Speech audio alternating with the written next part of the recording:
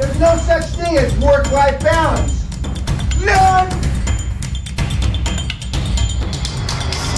Learn to be super successful. Subscribe to my channel, meathead. But why did you start coaching? Like, why do you care? Well, no. I taught university first 1 year, and that was a worthless experience for me.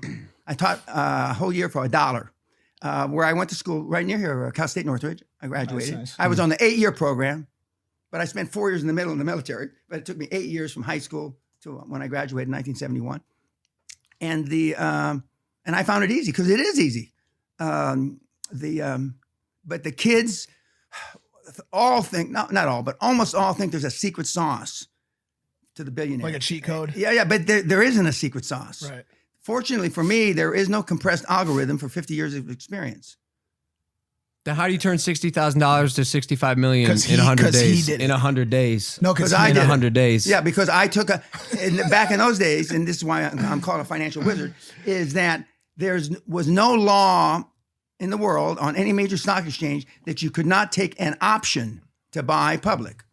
Right. And so I took a $60,000 option on oil and gas properties in the DJ Basin, which is basically Wyoming, public on the London Stock Exchange, and I turned it into 65 million pounds, which is 100 million bucks in 1 day.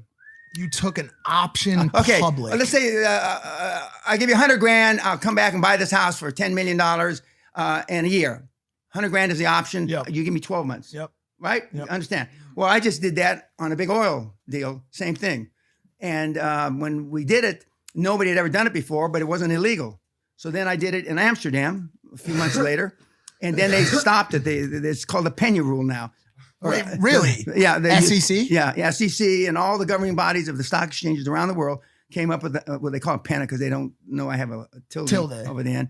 And you can't do that anymore. So you can't take options public. You actually have to own what you take public on a stock exchange. Well, but in those days, and you would have thought somebody would have figured that out.